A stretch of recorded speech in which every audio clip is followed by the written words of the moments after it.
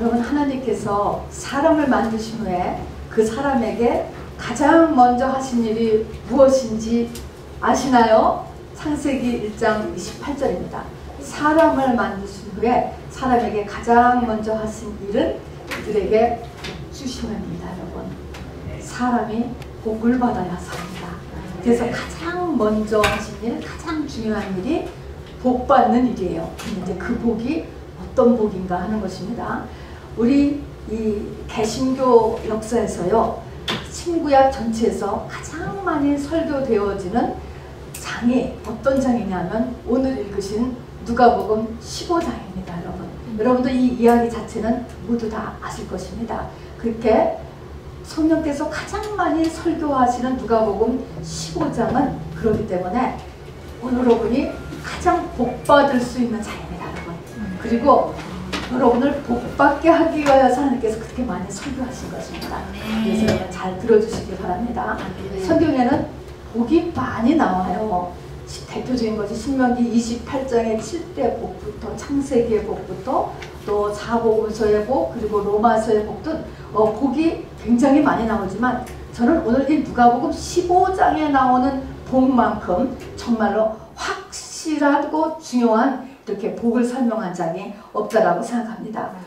무엇이 복인가? 오늘 이걸 딱 보면은요, 누가복음 15장에 보면 제가 이제 결론부터 미리 말씀드리면은 나 자체가 안식을 없는 삶입니다. 여러분, 여기서 보면은 어깨에다가 예수님의 어깨에 그 양이 이렇게 걸쳐매 가지고 마치 아이들이 아빠의 목마를 타는 것처럼 그런 인생을 사는 삶, 그게 수고하고 짐진자다 다 내게로 오라 하면서 안식으로 초대해 주신 안식의 복을 갖는 것이 첫 번째 복입니다. 여러분. 네. 두 번째의 복은 예수님을 신랑으로 맞는 복이에요. 여러분, 예수님을 신랑으로 맞는 복은 결국은 우리가 이 땅을 떠날 때 기쁨으로 떠나는 것입니다. 결혼으로 떠나는 것이에요. 여러분. 그래서 마치 신혼여행을 떠나는 사람처럼 떠나는 것. 그러니까 이것은 이런 상태는 사망 권세를 완전히 이긴 상태예요. 여러분.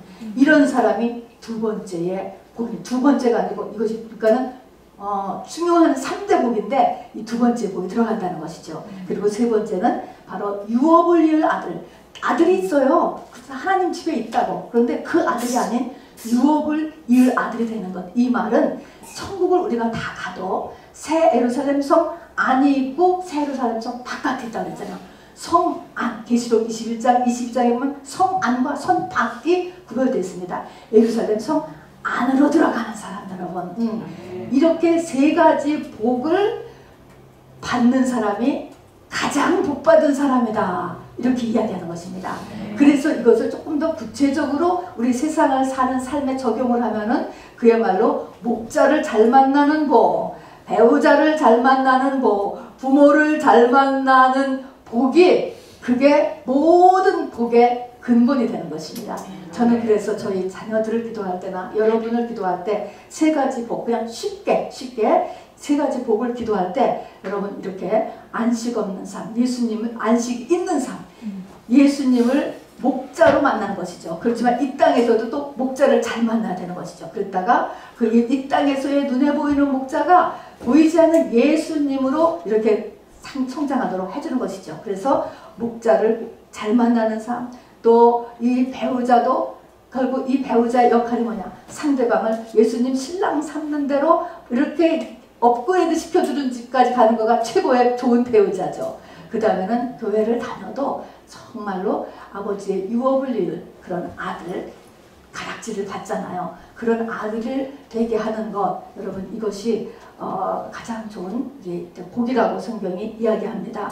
네. 자, 우선 이 세 이야기의 내용을 다 아시지만 한번 잠깐 스크린을 통해서 한번 보시기 바랍니다. 우리 첫 번째 아들은, 첫 번째 이야기는 바로 한 목자가 가서 저 잃어버린 양을 정말 산 넘고 물 건너 99마리 양을 놔두고 가서 찾고, 찾아서는 어떻게 하죠? 그 다음 그림을 보시면 저렇게 어깨에다가 메고 저 양을 갖다가 타고 온다든가 뭐 때려준다거나 막 그러는 게 아니고요. 저 양을 어깨에다가 매시고 돌아오는 이런 사건의 이야기입니다. 여기 저 이야기를 읽을 때마다 우리는 언뜻 생각하는 것이 어떻게 저 99마리 양은 그냥 두고 저렇게 한 마리 양을 찾아서 나갈 수가 있을까? 어떻게 99마리 양은 어쩌라고 여러분 이런 생각을 할 수 있을 것 같아요. 그런데 그 말의 뜻은 저 목자에게는 지금 우리가 딱 객관적으로 생각해본 99마리보다 저 한 마리 양이 더 중요해, 덜 중요해, 똑같이 중요해. 더 중요한 거예요. 더 중요한 거. 그건 사실입니다. 더 중요해. 더 중요하고 그리고 또 그것에 대한 결과로서도요. 하늘에서도 이런다는 것이에요. 내가 너희에게 이르노니 예수님 말씀이에요. 죄인 한 사람이 회개하면 하늘에서는 회개할 것 없는 의인 99으로 말미암아 기뻐하는 것보다 더 아니라. 그래서 저 놔두고 오는 99마리 양도 의인이고요. 회개할 것이 없는 사람들이라는 거예요. 이게 그러면 도대체 무슨 차이일 것 같아요? 예루살렘 성 안에 들어가는 사람과 성 바깥에 있는 사람을 얘기하는 것입니다, 여러분. 그래서 예루살렘 성 안에 들어가는 사람은요, 창세전에 택함 받아요, 여러분. 그러니까 창세전에 택함 받은 사람을 하나님께서 그렇게 귀히 여기고 추적하고 끝까지 찾아내시려고 하는 것입니다. 그래서 여기 보면은 저 목자가 어떻게 찾아다니냐면 얼마큼 찾아다니냐면 그 잃은 것을 찾아내기까지 찾아다니지 아니하겠느냐 그랬어요. 찾을 때까지. 그러니까 정말 최선을 다하여서 성령께서 역사하신다는 것입니다. 누구에게? 창세전에 바로 예수 그리스도의 신부로 택함 받은 사람에게, 유업을 이을 아들에게 똑같은 것입니다, 여러분. 그래서 이렇게 찾아다니는 그런 내용으로 우리가 알아두셔야만 하겠습니다. 그래서 저 이야기 하나가 잃어버린 한 마리의 양을 찾아 어깨에 메고 돌아오는 저 예수님, 선한 목자죠. 자, 그 다음에 두 번째 이야기는요, 드라크마의 이야기입니다. 자, 유대인들은 결혼할 때 풍습이 그 약혼을 하고 나면은 드라크마라고 하는 동전, 이 한 드라크마가요, 하루 당시에 노동자의 월급이라고, 일당이라고 하니까 하루에 한 100불 정도 그냥 잡아볼까요? 그것을 10개를 준다고 해요. 그러면은 이 10개를 가지고 이렇게 꿰어서, 은으로 사슬로 꿰어서 머리 장식을 하고 결혼식 날 나타나야 되는 거예요. 그런데 그 드라크마 자체는 뭐 100불이니까 뭐 머리 장식이 한 1000불 정도 뭐 그런 가격이라고 쳐요. 물론 싼 건 아니지만 그렇다 할지라도 이것을 하나를 잊어버렸어요. 그냥 동전을. 이게 다 꿰서 신랑 오실 날에 이걸 머리 장식을 하고 나가는데 잊어버렸으면은 이게 다른 드라크마로 대치가 안 되는 것입니다. 그러니까 이 여자는 그렇게 되면 결혼식을 할 수가 없는 것입니다, 여러분. 그래서 이 여자는 지금 온 집을 뒤지고 쓸고 닦고, 그 다음 그림 좀 보여주세요. 막 빗자루를 가고 저 드라크마 동전 하나가 집에 어디 떨어져서 안 보이는 거 아닐까, 이 여자가 지금 질려가지고 찾는 모습입니다. 자, 이 여자가 이렇게 저 결혼을 위하여서 저렇게 드라크마를 찾는 이유는 지금하고는 또 사정이 다릅니다. 당시에는 여자한테 있어서는 결혼하는 것 그리고 아들을 낳는 거는 바로 생존의 문제였어. 생존. 그렇지 않으면은 존재의 의미가 없단 말입니다. 결혼을 하느냐 안 하느냐가 그야말로 죽고 살기의 문제였어요. 그렇기 때문에 저렇게 결혼을 해야 되기 때문에 저렇게 찾는 거예요. 그리고 찾았어요.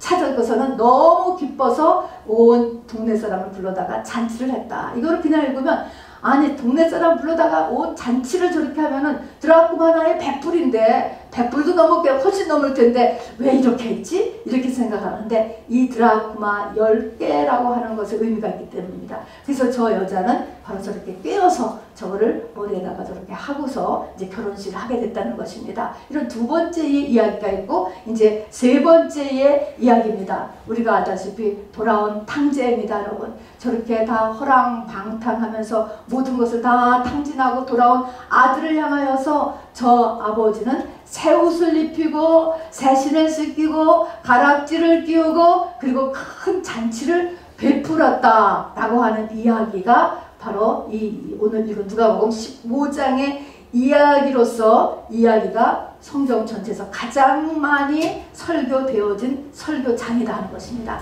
자, 여러분 설교를 분명히 여러분은 들었을 때 보통 누가복음 15장은요 이제 맨 가장 많이 설교하는 그 내용은 말입니다. 이것이 이 얘기를 전도와 선교 차원의 이야기로서 우리가 듣게 되는 경우가 가장 많습니다. 여러분, 하나님께서 얼마나 한 영혼을 찾는데 저렇게 열심히 하냐. 한 양, 잃어버린 한 양, 잃어버린 한 드라크마, 또 집 나간 아들, 이렇게 약자 편에 서서 끊임없이 찾으시는 이렇게 영혼 구원의 차원에서 설교를 듣고요. 그 다음에는 하나님의 성품에서 끝없는 사랑, 사람으로서는 상상할 수 없을 정도의 깊은, 정말 이 부모보다도 친부모보다도 더한 깊은 마음을 갖고 계시다 하는 하나님의 사랑의 차원에서도 이야기합니다. 저도 그렇게 설교했었죠. 여러분도 들으셨을 것입니다. 오늘은 그런데 이제는 그것보다 더 업그레이드라고 할까요? 영적인 측면에서의 설교인 것입니다. 여러분, 그 영적인 설교에서의 이것은 이렇게 해야 여기 있는 것 전체가 사실 다 풀어집니다. 그런 영적인 설교에서의 측면은 우리가 지금 누가복음 15장을 봤는데 그 앞에 누가복음 14장을 보면 제자도가 나와요. 그래서 이 이야기를 제자도에 연결된 예수님의 메시지예요, 사실은요. 그래서 어떻게 참 하나님의 원하는 사람, 신부예요. 예루살렘에 들어가는 사람이에요. 제자가 되는가라는 것을 보여주는 내용입니다, 여러분.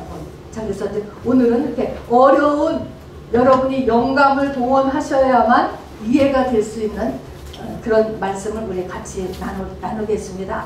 자, 그런데 이 오늘 세 가지, 잃어버린 양, 드라크마, 탕자, 이 세 가지 이야기는요, 우리가 이제 읽으면서 조금 유심하게 벌써 이렇게 줄을 긋다 보면은 세 가지가 똑같은 단어가 나와요. 첫 번째는 잃어버렸어. 뭔가를 잃어버렸어.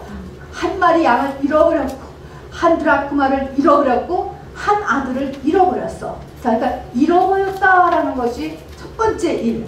두 번째는 찾았어. 그다음에 찾으니까 너무너무 기뻐한 거예요, 여러분. 그러니까 이것이 되면 하나님이 이 땅에서 기뻐하시는 것이 뭘까? 우리가 많이 생각하잖아요. 하나님 기쁘시게 하는 삶을 살고 싶어요. 남은 생을 하나님 기쁘시게 하고 싶어요. 오늘도 하나님을 기쁘시게 하고 싶어요. 이렇게 우리가 많이 생각하는데 하나님이 기뻐하시는 것이 여기 보니까 세 번 동일하게 다 막 기뻐하거든요. 기뻐하는 게 뭐야? 너가 예수 되는 게 가장 기뻐하는 거예요. 예수님의 신부 되는 것, 이 상태, 제자 되는 것, 여러분 그게 하나님 가장 기뻐하는 것이라는 것입니다. 그리고 이게 기뻐한다는 것이 이제 두 번째 똑같이 나오고, 두 번째는 상관도 없는 것 같은데 세 스토리의 끝에는 다 회개의 이야기가 나오는 거야. 회개 이야기.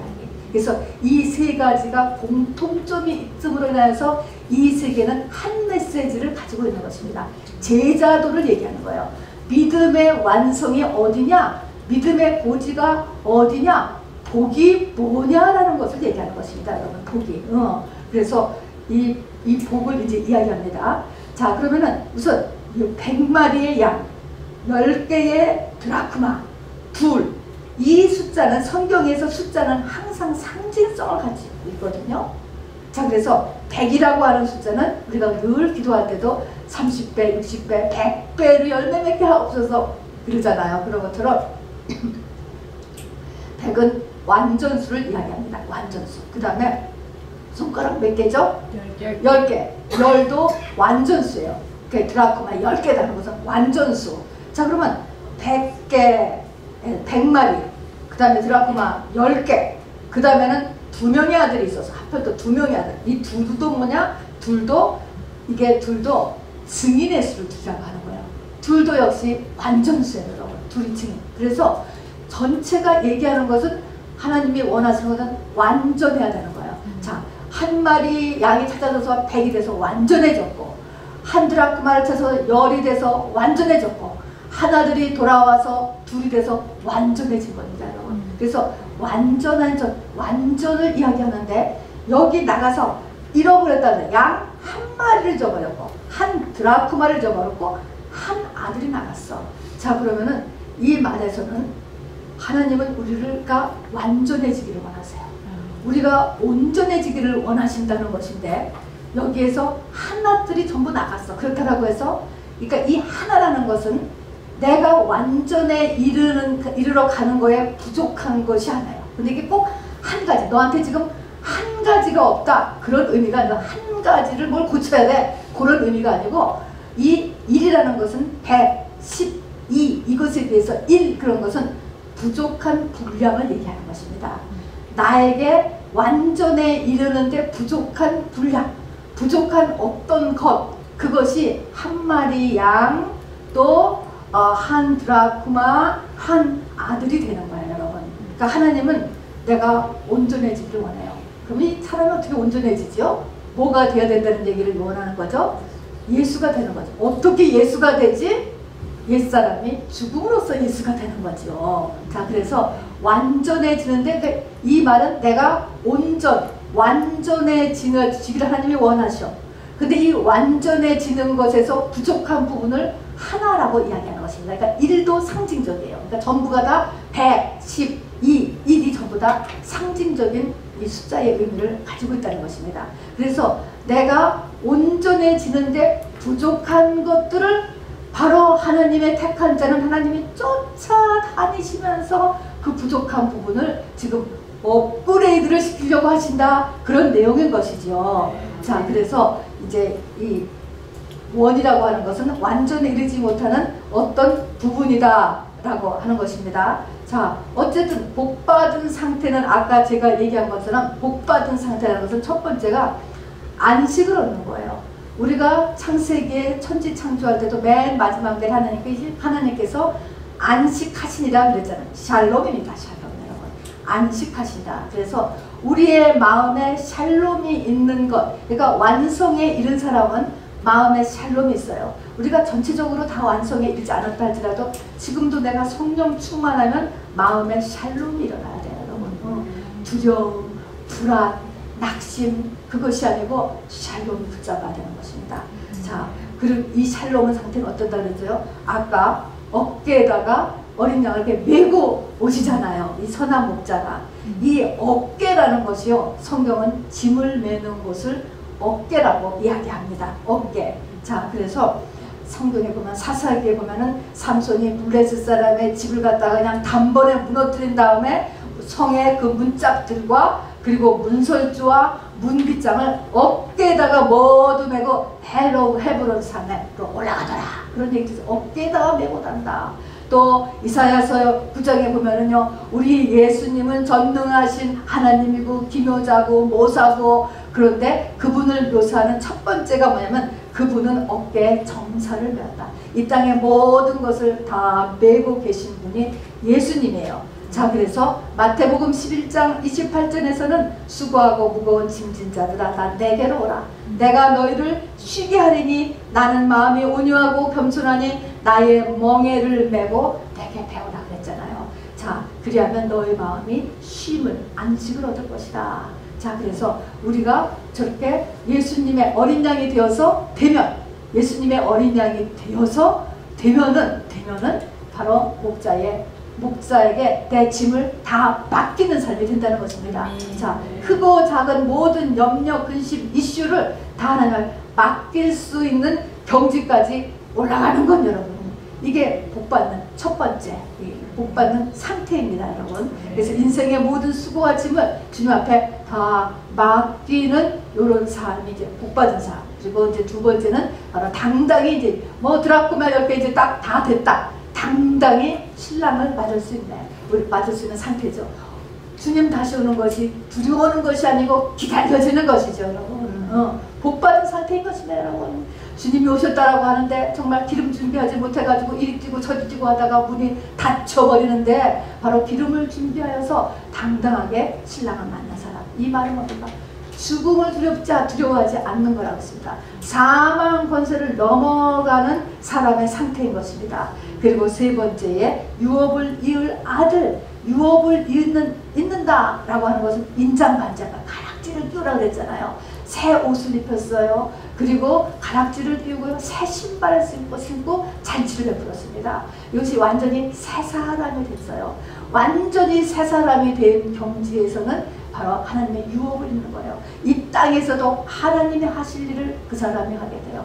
또 이 우리의 육체의 사회에서, 저 세상에서 예루살렘 성 안에 들어가는 사람은요, 바로 그 외의 모든 성들과 나라들과 고을들을 다스리거든요. 왕이거든요. 그래서 아버지와 같이 바로 왕노릇하는 사람들이 되는 것입니다. 그게 바로 가락지를 받은 아들, 이런 상태인 것이죠. 그러니까 이 땅에서도 하나님의 대리자로서 일을 한단 말입니다. 그 생에게.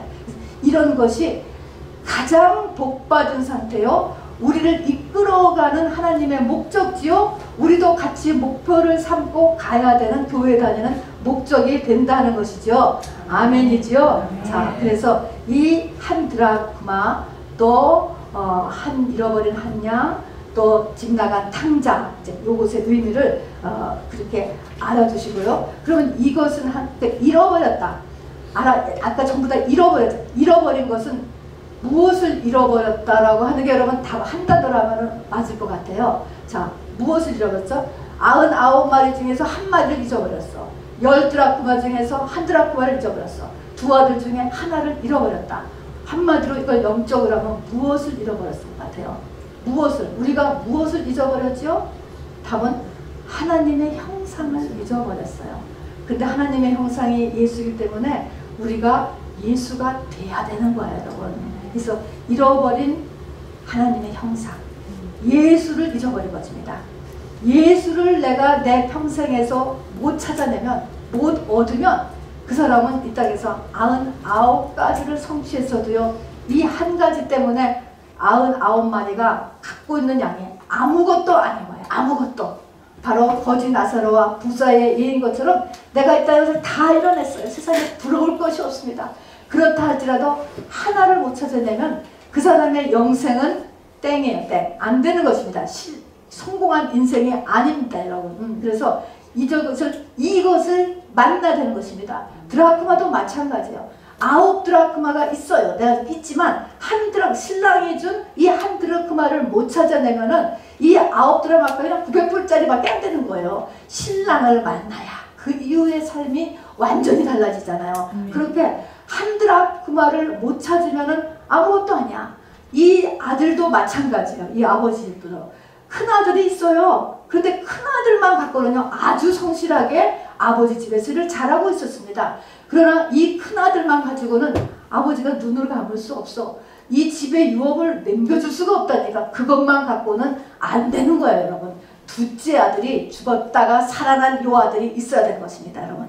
잊어버렸다가 다시 찾은 듯한 이 아들이 있어야 필요한 것입니다. 그러니까 여기서 잃어버린 것이, 찾는 것이 굉장히 중요하다는 것을 알아줘야 돼. 여러분이 이것을 못 찾고 있다, 이것을 다 이뤄내도 아무것도 아닐 수 있어요. 아무것도 아니라고, 여러분. 그러나 그렇기 때문에 이 하나를 얻게 하기 위해서 하나님은 환경으로 역사하십니다, 여러분. 이 환경이 뭡니까? 고난이에요. 성경의 신약 성경에 들어가면서 처음부터 끝까지가 고난의 이야기예요. 얼마나 중요한지 모릅니다. 그야말로 복음과 고난이에요. 복음과 고난. 그래서 여러 종류의 이 고난을 가지고 하나님께서 이게 흔드시는 거예요. 이 흔드시는 이유는 뭐냐면은 바로 이 고난을 통하여서 바로 이 하나를 찾게 하기 위해서인 거예요. 그 99에 이렇게 눈을 돌리고 있고, 9드라크마에 눈을 돌리고 있고, 지금 있는 것을 그냥 자꾸 있는 아들을 돌리고 그러지 말라는 거예요. 자, 근데 그렇게 하는 데는요, 이유가 있는 것입니다. 이 한 가지는 잃어버린 하나, 이런 때는 그러니까 그냥 감사로 그치면 안 돼. 감사는 감사고, 요 하나가 얼마나 중요한지 모르는데, 이 하나는요, 이 하나가 뭐하고 똑같으냐면, 또 사복음서에서는요, 예수님이 부자 청년한테 하시는 말씀이 있어요. 그 부자 청년은요, 그 율법을 어렸을 때부터 다 지켰어요, 여러분. 이거는 유대인이니까 성실하고 착실한 완벽한 유대인 청년입니다. 청년 아니죠. 청년이라고 했지만 전 유대인 관원이었습니다. 근데 예수님께서 그 사람에게도 내가 한 가지가 부족했다. 한 가지. 그래서 그 한 가지가 뭔가를 가르쳐 줬어요. 이 사람한테는 그 한 가지가 뭐냐면, 너 있는 것을 다 팔아. 돈을 건드렸습니다. 다 팔아. 가난한 사람에게 나눠주고 그 뒤에 나를 따르라. 이 유대인의 관원이 이거 할 수 있었습니까? 없었습니까? 못했다니까, 여러분. 그래서 우리가 지금 쉽게 이렇게 잃어버린 한 가지는 나의 부족한 부분이야, 이렇게 얘기를 해도 그 한 가지는 나머지 전체를 다 흔들어도 못 쫓아가는, 굉장히 안 되는 거예요. 자기 자신에게. 이런 안 되는 것을 하나님께서 하게 하시기 위해서 내 삶 전체를 다 흔든다는 것을 여러분 잊지 마시기 바랍니다. 그리고 내가 지금 부족한 이 부분이 나는 여기까지야, 이만하면 됐지 뭐, 이렇게 하지 말라는 거예요 여러분. 그게 아니고, 그런데 그 사람이 또 우리가 그렇게 하는 이유는 그것이 안 된단 말이에요. 너무너무 안 되는 부분이에요 여러분. 그것 때문에, 바로 안 되기 때문에 성령이 도우셔야 돼요. 그것 때문에 기도하는 거예요 여러분. 내가 기도를 한다 그러면 저 사람은 무슨 문제가 많아서 이렇게 기도를 하느냐, 그게 아니고요. 이 믿음과 믿음의 내용이 뭔가를 알기 때문에 기도하고 또 하나님을 더 알기 위해서 시간을 우리가 드리는 것입니다. 그렇게 매우 어렵다라고 하는 것을 이제 알아두시기를 바랍니다. 그리고 이것은 반드시 우리가 할 것은 그 바로 우리가 댁에 가셔서 찾으면 누가복음 14장에 제자도하고 붙어 나오는 일이에요. 그래서 이게 제자도의 완성이 되겠습니다. 자, 그럼 이제 본론적으로요. 어떻게 이렇게 완전에 이룰 수가 있는가? 어떻게 나의 부족을 채울 수가 있는가? 매우 어려운 거라. 안 돼요, 안 돼요. 굉장히 어렵단 말입니다. 어떻게 채울 수가 있는가? 또 이 말은 완전에 이르다. 완전에 이루고 온전에 이루고 하나님이 나를 향한 목적을 완전히 이뤄내고 내가 이 땅에 태어난 목적을 이뤄내고 바로 영생에 들어갈 수 있느냐 하는 것이죠. 자, 그런 의미에서는 우리가 엄청나게 시간을 아끼셔야 돼요 여러분. 자, 그럼 완전에 이르는 것은 아까 오늘 누가복음 15장에서는 영적인 복, 안식의 복 받아야 되고 결혼의 복, 그리고 부모의 복, 이렇게 쉽게 생각하면은 이제 이런 복입니다. 자, 이것에서는 여기 설명을 보면 누가복음 15장을 보면 세 가지. 우리가 이런 한 가지, 나에게 없는 한 가지를 채워서 완전에 이르게 하려면 세 가지 단계를 해야 돼요. 그럼 이 세 가지 단계는 여러분 세 가지 많지 않잖아요. 그러니까 꼭 마음에 이렇게 담아두시기 바랍니다.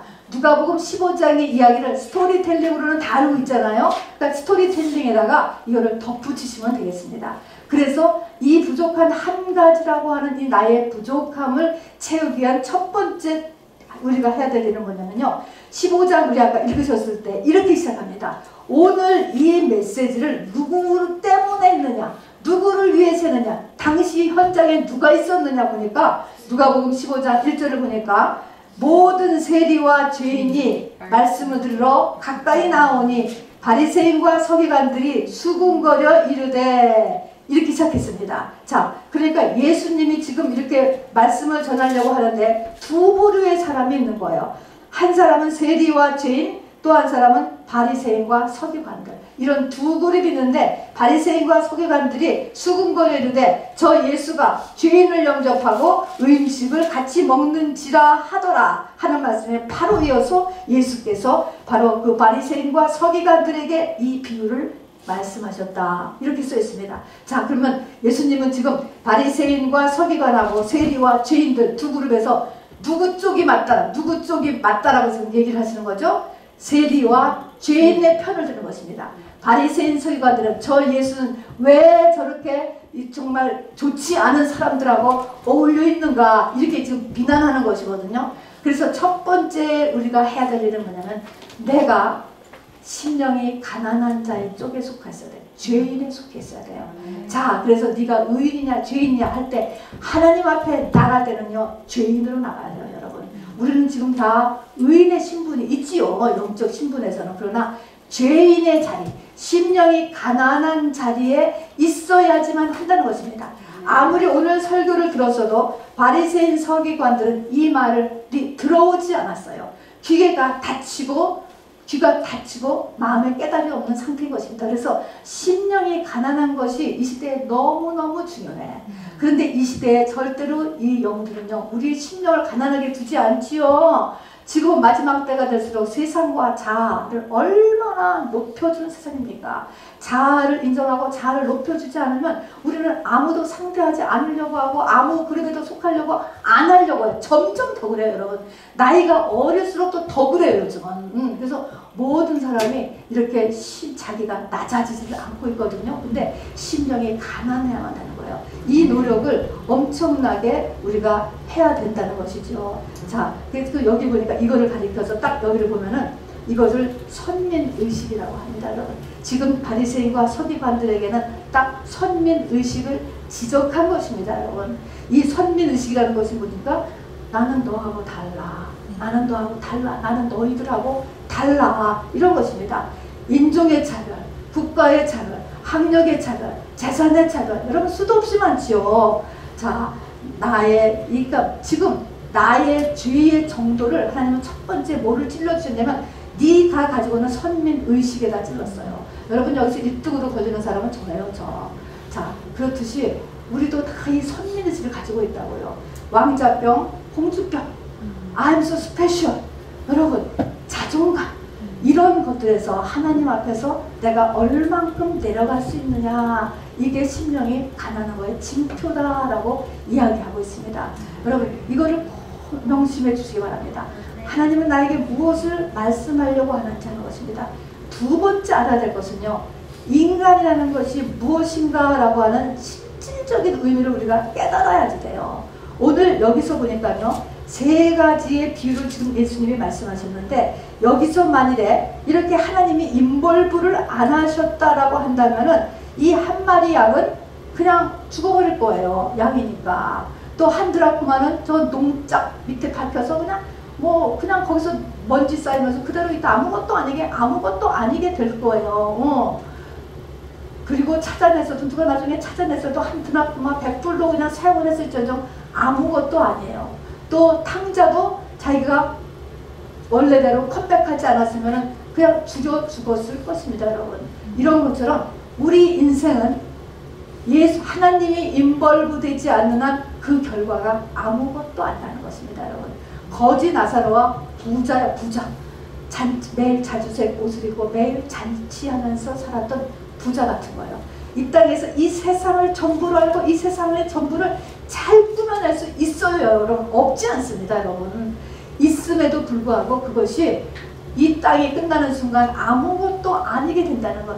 이 땅의 삶은요, 예수가 아니면 본전이 지옥이에요. 여러분 이거 얼마나 중요한지 모릅니다. 그래서 이 땅의 인생의 삶은 예수를 안 만나면 아무것도 안 나와. 그것이 우리가 1차적으로 전도를 하고 선교를 해야 되는 목적이기도 합니다. 일단 지옥불은 면해야 되니까 말입니다. 여러분 근데 우리는 마지막 때 가서 이 땅만 괜찮으면 괜찮은 거예요. 이 땅만 괜찮으면 여러분 이게 얼마나 큰 문제인지 모르겠습니다. 또 여기서는요, 맨 첫 번째 양으로 비유하잖아요. 성경은요 구약의 전체가 다 양으로 성도를 묘사하고 있습니다. 자, 그래서 이 양의 특징을 여러분도 들었을 거예요. 여러분 이 양이라고 하는 곳으로 뱀을 사단의 이 심볼로 묘사했던 것처럼 어떻게 했어요? 네 다리를 똑 떼어버려 가지고 땅을 향해서 가는 애. 이거에서 사단은 그런 존재야. 세상만을 향해서 사는 사람이야. 이거를 뱀이라고 상징했듯이 성도는 양이라고 묘사했어요. 양인 이유를 제가 10가지를 쭉쭉 읽을 테니까 여러분이 명심해 주세요. 이것이 나를 얘기하는 거로구나 라는 것입니다. 양은요 방향 감각이 없어요. 완전 길치.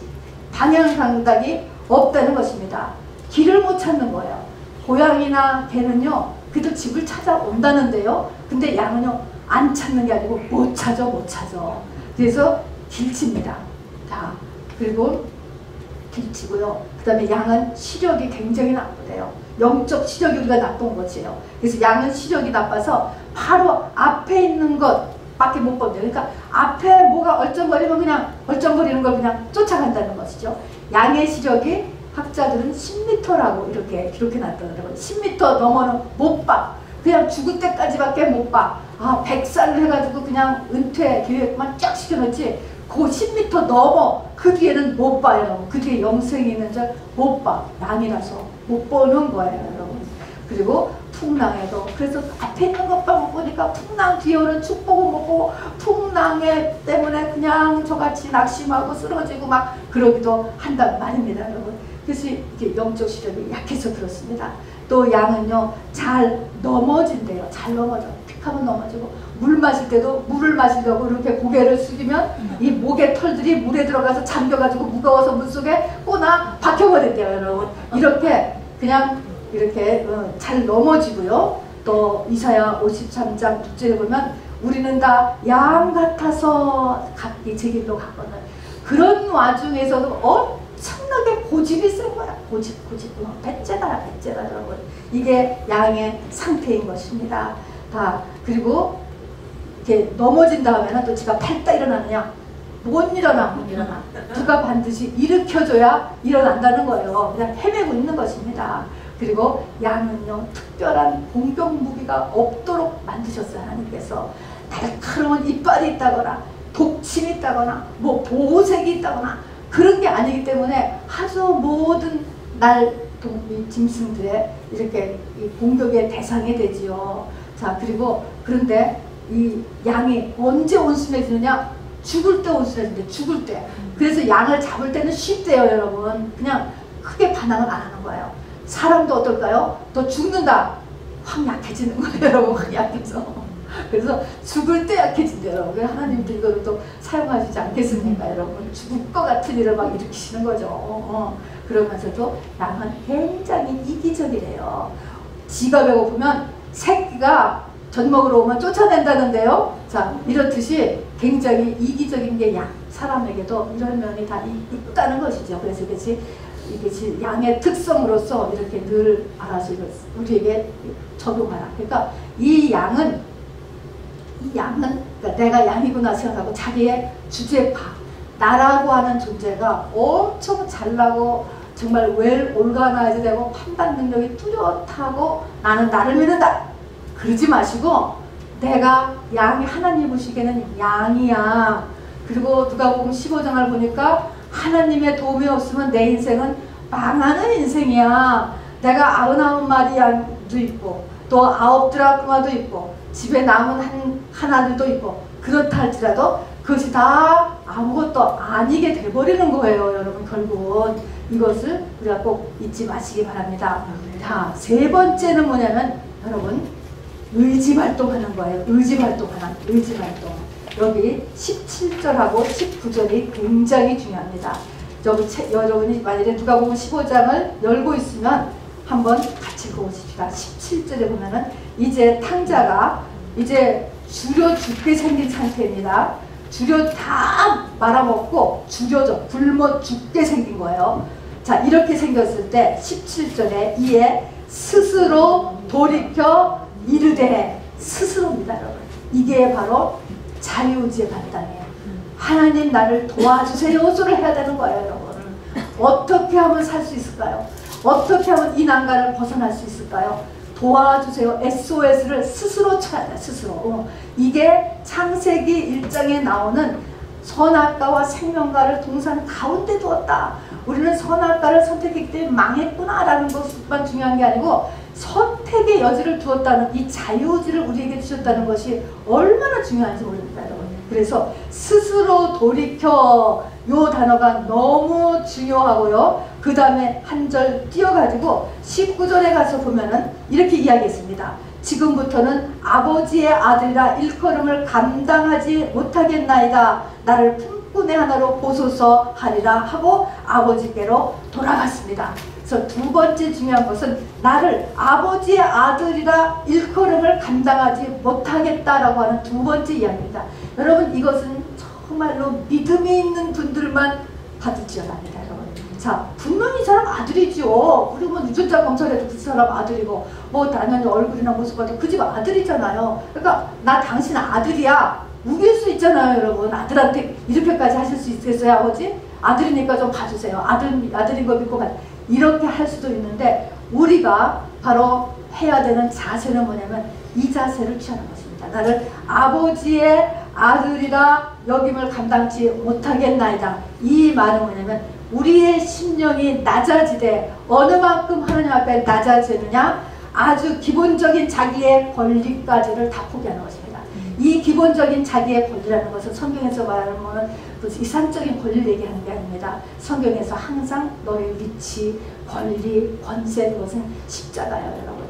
예수 십자가와 자기 십자가가 두 개가 있잖아요. 십자가는 자기 십자가는 우리가 지금 그 문제가 아니고 예수 십자가는 우리가 항상 붙잡고 있잖아요. 지금 예수 믿는 사람, 성령 받은 사람은 예수 십자가를 꽉 붙잡고 살아요. 한 손에는 예수 십자가 붙잡고 다른 손에는 이제 자기 십자가를 예수 십자가 붙잡고 감당하는 거예요. 그러나 우리가 이 새 예루살렘 성에 들어가는 사람까지 되려면 자기 십자가가 분명히 있어. 그러니까 예수 십자가가 자기한테 있다고. 있는 거 알지. 성령 떠나시지 않으시니까. 그럼에도 불구하고 이것을 주장하고 나가지 않는 거야. 누구 앞에? 하나님 앞에만. 하나님 앞에는.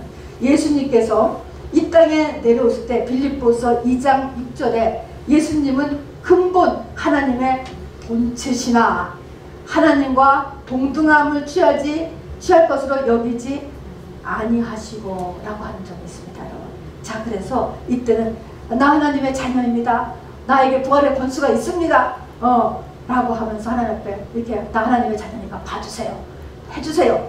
이렇게 나가는 거는 초자들의 상태, 초기 상태는 그렇게 할 수 있습니다. 그러나 지금 이 상태의 마지막에서 뭡니까?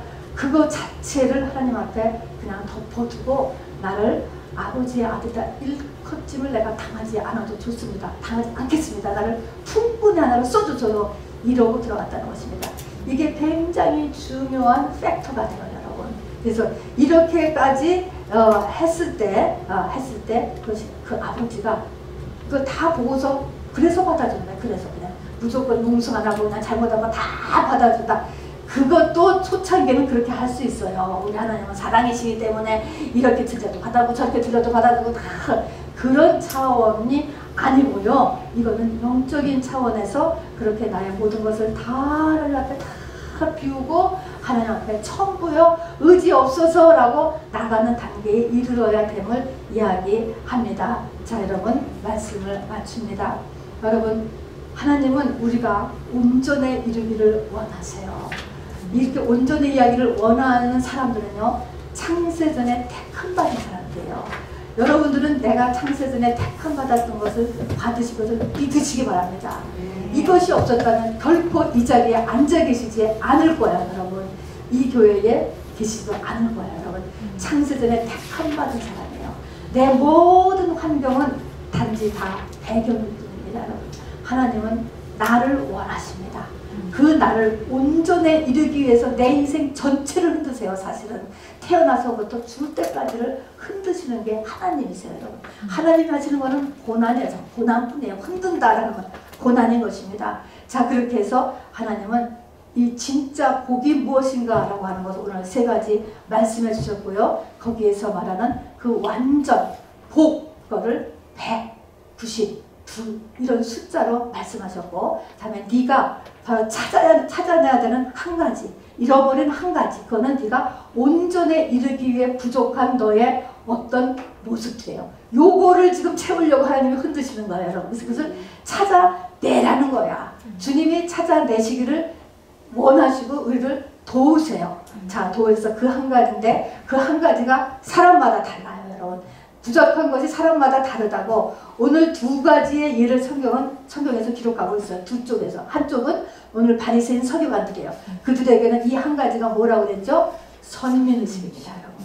그리고 오늘 또 율법을 다 지켰다는 부자 관원에게 한 가지는 돈이었어요, 여러분. 이렇게 두 가지의 예로서 이렇게 나에게 정말 내가 이루는 모든 것보다 더 나에겐 어려운 한 가지씩 있는데 이거 해내라고 지금 말씀하시는 것입니다. 그리고 그렇게 가는 것에서 우리가 잊지 말아야 될 세 가지는, 첫 번째는 뭐라고요?